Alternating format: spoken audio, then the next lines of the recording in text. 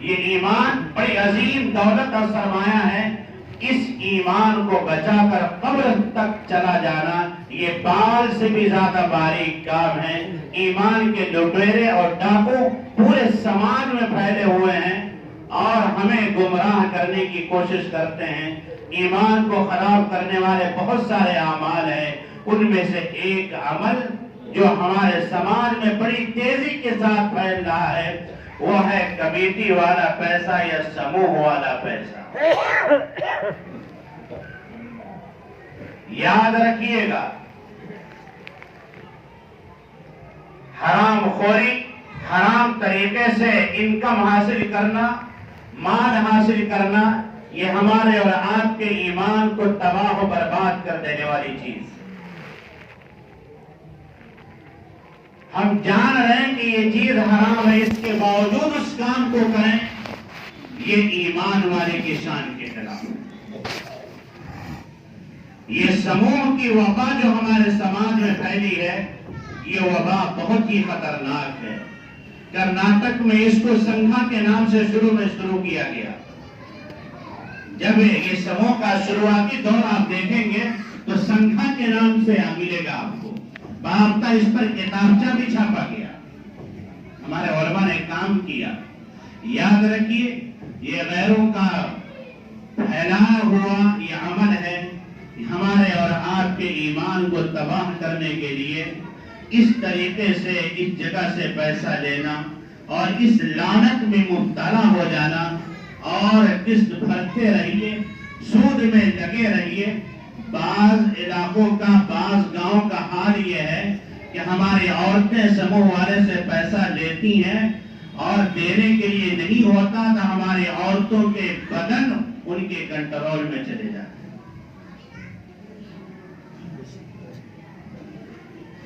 نام نہیں لیتا گاؤں کا، لیکن ایک گاؤں چریا کے پاس، مادھوپور مہوا کے پاس ایسا ہے کہ جہاں 70% عورتیں سموہ میں لگی ہوئی ہیں، وہاں سے لین دین کر رہی ہیں. جب قسط بھرنے کا پیسہ نہیں ہوتا تو مجبوراً ان کی باتیں مان کر حرام کام کر رہی ہیں، اپنے بدن کو، اپنی عزت کو بیچ رہی ہیں. یاد رکھیے گا یہ پریشانیاں ہم پر بلا وجہ نہیں آ رہی ہیں. زمین و آسمان کے بدلتے حالات بتلا رہے ہیں کہ اللہ ہم سے ناراض. اللہ ہم سے ناراض ہے. یہ ناراض کیوں ہے؟ اس لیے کہ ہمارا عمل، ہمارا کردار، ہمارا کیریکٹر بدل. حضرت ابن عباس رضی اللہ تعالی عنہ نے فرمایا تھا ما ظہر الغلول فی قوم الا علق اللہ فی قلوبہم الرعب، کہ جس سماج میں حرام کی کمائی عام ہو جائے گی اللہ تعالی اس سماج کے مسلمانوں کے سروں کو نیچا کر دے. دوسروں کا ڈر مسلمانوں کے دلوں میں ڈال دے گا، خوف ڈال دے گا. 100 ہمارے گھر ہو، 10 ان کے ہوں، پھر بھی جھک کر رہنا پڑتا ہے. یہ چیز بلا وجہ نہیں آئی ہے، یہ ہمارے گناہوں کا نتیجہ ہے. اس لیے اللہ کے واسطے اس چیز سے بچیے. نبی علیہ الصلوۃ والسلام نے فرمایا کہ میری امت پر ایسا وقت آنے والا ہے کہ میری امت کو ختم کرنے کے لیے ایک ملک دوسرے ملک کو اسی طرح دعوت دے گا جس طرح زبردستی کھانے پر بلایا جاتا ہے. پوچھا صحابی نے کہ یا رسول اللہ کیا مسلمان کم ہوں گے؟ کہا نہیں، تعداد میں بہت ہوں گے. آج بین الاقوامی سطح پر، انٹرنیشنل لیول پر مسلمان مجموعی طور پر بہت زیادہ ہے، ساری قوموں سے زیادہ ہے. اس کے باوجود ہماری کوئی حیثیت نہیں، کوئی وزن نہیں، ہر طرف سے دبائے جا رہے ہیں، کچلے جا رہے ہیں.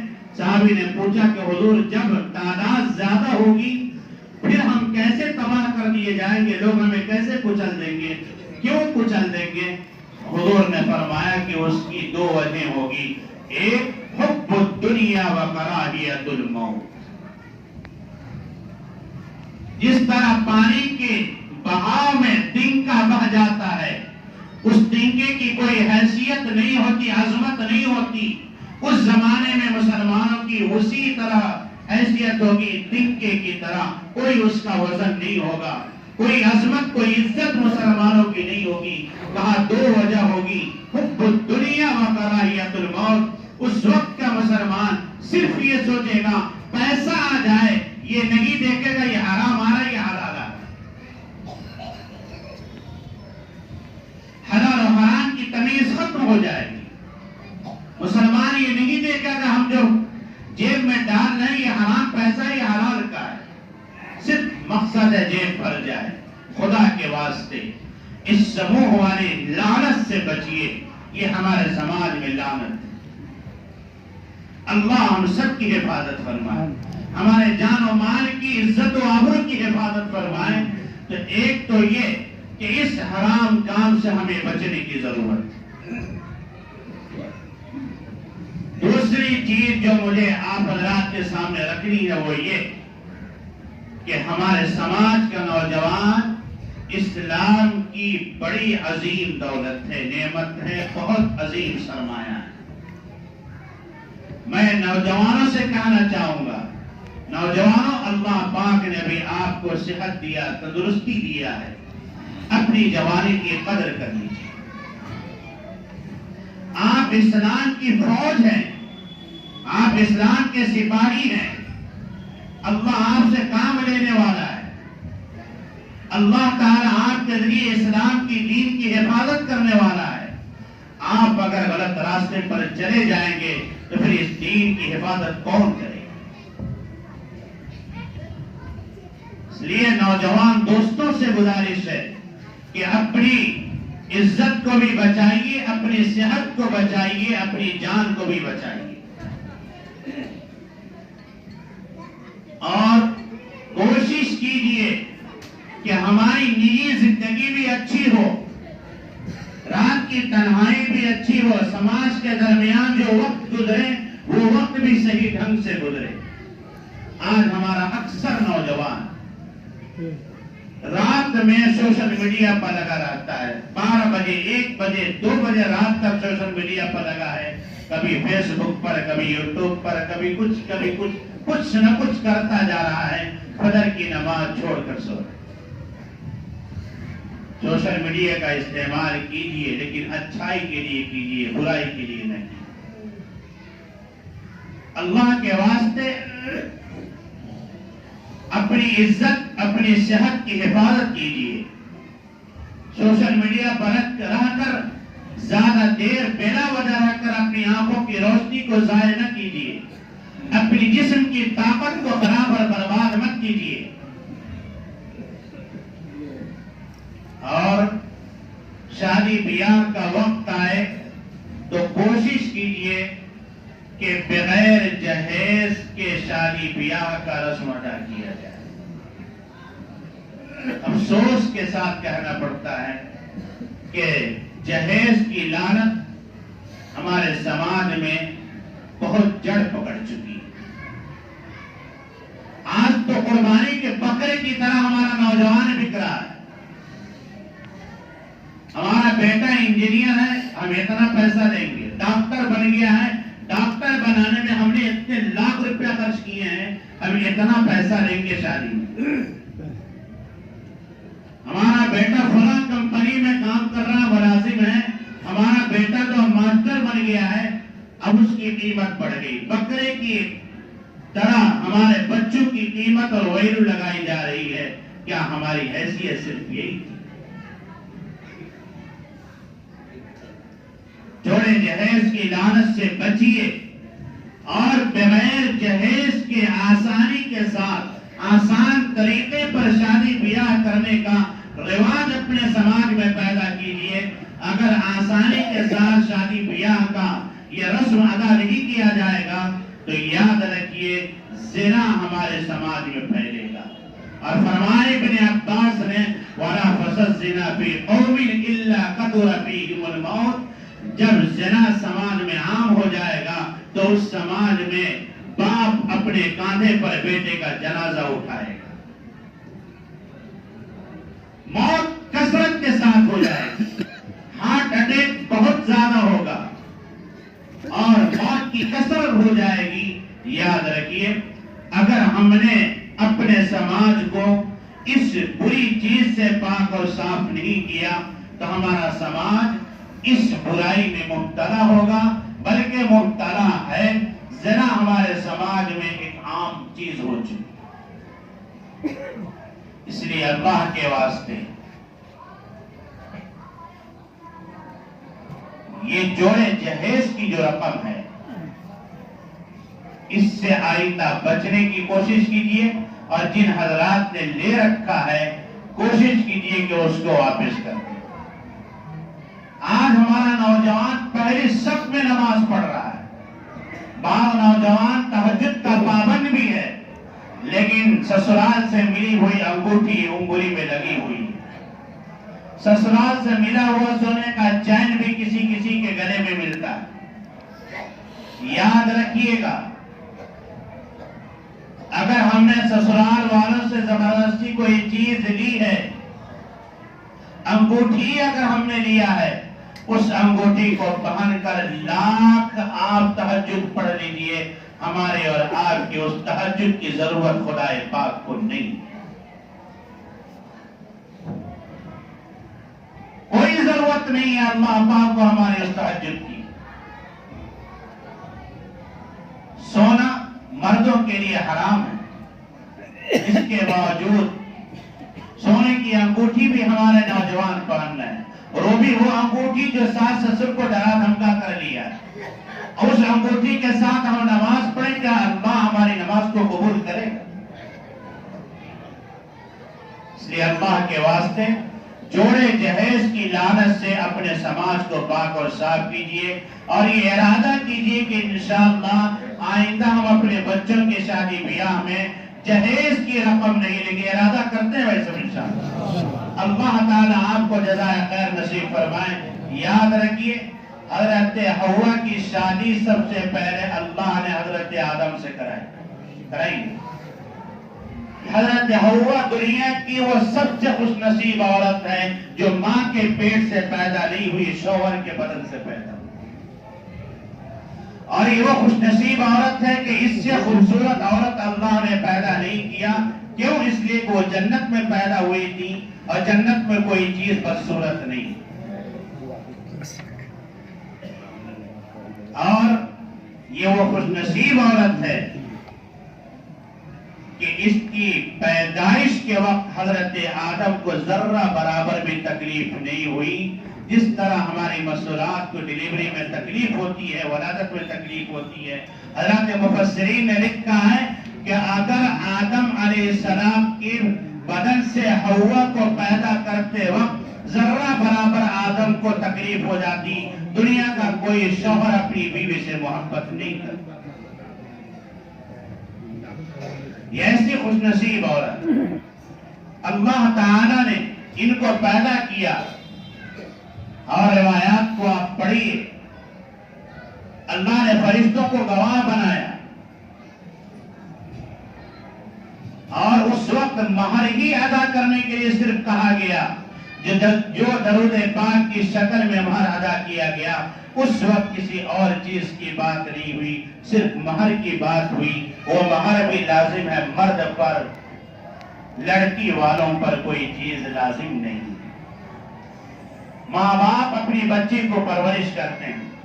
وہ بچی جو اپنی ماں کی گود میں پلی اور بڑھی ہے، اپنے ماں باپ کے شہر میں کھیلی اور کودی ہے، جس گھر میں اس کی پیدائش ہوتی ہے، جس گھر میں بچپن سے لے کر جوانی تک پرورش پا رہی ہے، اس گھر کو چھوڑ کر، ماں باپ کے پیار اور محبت کو چھوڑ کر وہ بچی ایک اجنبی کے گھر کو آباد کرنے جا رہی ہے. اس سے بڑا جہیز اور کیا ہو؟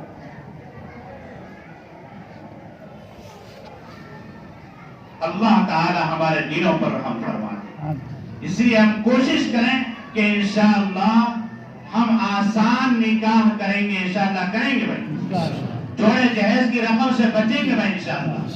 اللہ آپ اولاد کو جزائے خیر نصیب فرمائے. اور جب رشتہ ہو جائے تو رشتے کو نبھانا سیکھیے. بات پر طلاق کی دھمکی دینا یہ شیطانی دھمکی ہے. اب غزل مباحات ہے، طلاق جائز ضرور ہے. دنیا کے کسی انسان کے کسی گناہ پر خدا کا عرش نہیں ہلتا، لیکن طلاق ایک جائز کام ضرور ہے. اس جائز کام پر خدا کا عرش ہلتا. اس لیے اللہ کے واسطے طلاق دینے کا رواج ختم کیجیے. میں دارالقضا میں رہتا ہوں، آئے دن معاملات آ رہے ہیں، معمولی بات پر طلاق، کوئی بڑی چیز نہیں. معاف کیجیے گا، آج تو ہمارے نوجوان اتنے جذباتی ہیں، اگر کہا بیوی کو پانی لانے کے لیے، پانی لانے میں دیر ہو گئی، وہ بھی بچوں کو سنبھالنے کی وجہ سے دیر ہوئی یا گھر کی ہی کسی کام کی وجہ سے دیر ہوئی، پانی لانے میں دیر ہوئی، طلاق. کہا کہ فلاں سے بات نہیں کرنا، کر لی، ارے کیوں کر لی؟ طلاق. ماں سے فون پر بات کیوں کر لی؟ طلاق. بہن سے کیوں بات کی؟ ہم نے تم کو منع کیا تھا، طلاق. بات پر طلاق یہ اچھی چیز نہیں ہے. زندگی بغیر ایڈجسٹمنٹ کے نہیں گزرتی. صبر و تحمل سے کام لیجیے. شوہر کی طرف سے کوئی بات آ جائے، بیوی صبر سے کام لے. بیوی کی طرف سے کوئی بات آ جائے، شوہر صبر کے سے کام لے. جب تک دونوں ایک دوسرے سے پہنچنے والی تکلیف پر صبر نہیں کریں گے، برداشت نہیں کریں گے، اس وقت تک کسی کا گھر چل نہیں سکتا. اور دونوں ایک دوسرے کے حقوق کو ادا کریں. شوہر یہ طے کر لے میری بیوی کا مجھ پر جو حق ہے میں ادا کروں گا، بیوی یہ طے کر لے کہ میرے شوہر کا مجھ پر جو حق ہے میں وہ ادا کروں گی، تو پھر دنیا میں کبھی جھگڑا نہیں ہو. اسی طریقے سے شوہر یہ سمجھ لے کہ میری بیوی میرے لیے اللہ کی طرف سے عظیم نعمت ہے. شوہر یہ سمجھ لے کہ میری بیوی اللہ کی طرف سے عظیم نعمت ہے. بیوی یہ سمجھ لے کہ میرا شوہر اللہ کی طرف سے بہت بڑی دولت ہے. جب دونوں ایک دوسرے کو سمجھ لیں گے اور اللہ کی نعمت سمجھیں گے تو پھر انشاءاللہ جھگڑا نہیں ہوگا. صبر و تحمل سے کام لینا ہے، برداشت سے کام لینا ہے اور اللہ کی نعمت سمجھنا ہے. امام یحییٰ بن اقسم بڑے امام گزرے ہیں، بہت کالے کلوٹے، بیوی بڑی خوبصورت، دونوں چائے پر بیٹھے ہیں. حضرت نے فرمایا کہ بیگم تو بھی جنتی میں بھی جنتی. کہا یہ کیسے؟ کہا اس لیے کہ میں کالا کلوٹا ہوں، جب تو مجھے دیکھتی ہے تو یہ سوچ کر صبر کر لیتی ہے کہ میرے مقدر کا شوہر یہی تھا، تو مجھے دیکھ کر صبر کرتی ہے، اور جب میں تجھے دیکھتا ہوں تو اللہ کا شکر ادا کرتا ہوں کہ میں اتنا کالا کلوٹا، اس کے باوجود تجھ جیسے خوبصورت بیوی ملی ہے. شریعت یہ کہتی ہے صبر کرنے والی بھی جنتی، شکر کرنے والا بھی جنتی. اگر میاں بیوی دونوں یہ سوچ لے اور دونوں ایک دوسرے کو دیکھ کر خدا کا شکر ادا کریں، انشاءاللہ کبھی کسی تیسرے کو ان دونوں کے بیچ میں آنے کی ضرورت نہیں پڑے. اس لیے اللہ کے واسطے اپنے سماج سے طلاق کے رواج کو ختم کیجیے. رشتہ نبھانے کے لیے ہوتا ہے، اور قرآن کہتا ہے وَمِنْ آيَاتِهِ أَنْ خَلَقَ لَكُمْ مِنْ أَنفُسِكُمْ أَزْوَاجًا لِتَسْكُنُوا إِلَيْهَا وَجَعَلَ بَيْنَكُمْ مَوَدَّةً وَرَحْمَةً. اللہ فرماتے ہیں تمہارے گارڈین سامان کا انتظام کر سکتے ہیں، مہمانوں کے اکرام کا انتظام کر سکتے ہیں، یہ سامان وغیرہ جو جوڑنا ہے سب جوڑ سکتے ہیں، کھانا پینا کھلا سکتے ہیں، رشتہ ڈھونڈ سکتے ہیں، لیکن نکاح جو ہوتا ہے وہ میری طاقت سے ہوتا ہے. یہ اللہ کہہ رہے ہیں. طاقت کا کیا مطلب؟ اللہ کی طاقت کی نشانی کا مطلب ہوتا ہے کہ وہ کام جو اللہ کے علاوہ کوئی نہیں کر سکتا. آسمان اللہ کے علاوہ کوئی نہیں بنا سکتا، زمین اللہ کے علاوہ کوئی نہیں بنا سکتا، چاند سورج اللہ کے علاوہ کوئی نہیں بنا سکتا. اسی طرح اللہ فرماتے وَمِنْ آیَاتِهِ، میری طاقت کی نشانی ہے کہ یہ نکاح ہو رہا ہے. کیوں کہا؟ تمہارے گارجین سارا انتظام کر سکتے ہیں، لیکن بیوی کے دل میں شوہر کی محبت، شوہر کے دل میں بیوی کی محبت خدا کے علاوہ کوئی پیدا نہیں کر سکتا۔ جس کام کو خدا اپنی طاقت کی نشانی کہے اور ہمارا مرد معمولی بات پر اس طاقت کی نشانی کو ٹھکرا دے تو کیا وہ اللہ کی نظر میں اچھا ہوگا؟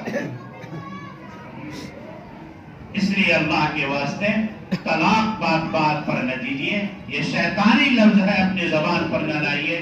سمریا ہمارے چھوڑا دانوں میں 60 سال کا انسان طلاق دیا۔ اب سوچئے 60 سال کی عمر میں طلاق دینے کی کیا ضرورت ہے؟ یہ اچھی چیز نہیں ہے۔ رشتہ نبھانے کے لیے ہوتا ہے، توڑنے کے لیے نہیں ہوتا۔ اس لیے ہم سب یہ طے کریں انشاءاللہ، اور یاد رکھیے جہاں چند برتن ہو وہاں ٹکرا کر آواز پیدا ہونا ایک فطری چیز ہے۔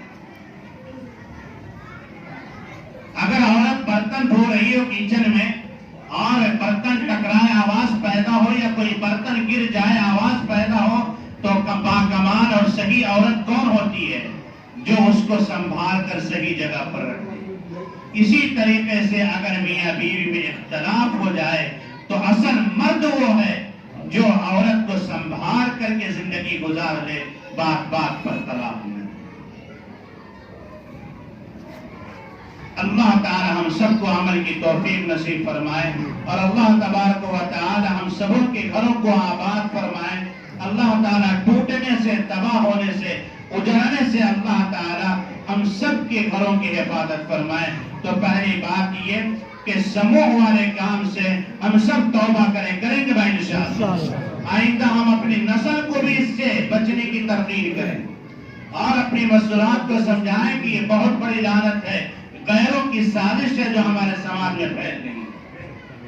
دوسری چیز، شادی بیاہ کو ہم آسان بنائیں گے۔ تیسری چیز، طلاق کے معاملے کو ہم ختم کریں گے اپنے سماج سے۔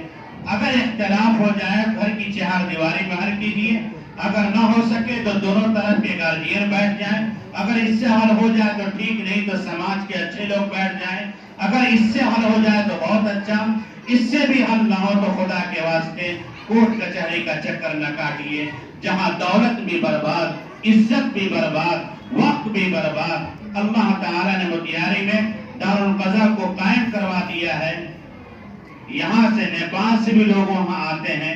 اگر خدا نہ خواستہ زندگی گزارنے کی کوئی شکل نہ ہو، نکاح کی کوئی شکل نہ ہو، تو در در کی ٹھوکریں کھا کر اپنی عزت و دولت کو برباد کرنے کے بجائے دارالقضا موتیہاری سے رابطہ کیجیے اور آفس میں بیٹھ کر عزت کے ساتھ قرآن و سنت کی روشنی میں معاملے کو حل کر لیجیے۔ وہاں جانے والا، معاملہ حل کروانے والا نہ کوئی ہارتا ہے نہ جیتتا ہے، بلکہ دونوں فریق کے معاملے کو سن کر قرآن و سنت کے مطابق اس معاملے کو حل کر دیا جاتا ہے۔ وہاں کوئی ہار جیت کا معاملہ نہیں ہوتا، دونوں فریق کو قرآن و سنت کا پیغام بتلا دیا جاتا ہے۔ ایک مسلمان کے لیے اس سے بڑی کامیابی کیا ہوگی کہ اس کے بارے میں اللہ کا جو حکم تھا وہ مان لیا۔ اس سے بڑی جیت کوئی نہیں ہو سکتی۔ اس لیے اللہ تعالی ہم سب کی جان و مال، عزت و آبرو اور گھر کی حفاظت فرمائے، ہمارے رشتے کی بھی حفاظت فرمائے۔ اگر خدا نہ خواستہ اس طرح کی نوبت آ جائے تو دارالقضا موتیہاری سے رابطہ قائم کیجیے۔ اللہ تعالی ہم سب کو عمل کی توفیق نصیب فرمائے۔ ہم نے آپ کا بہت وقت لے لیا، اللہ تعالی اس صبر پر آپ حضرات کو جزائے خیر نصیب فرمائے۔ وآخر دعوانا الحمدللہ رب العالمین۔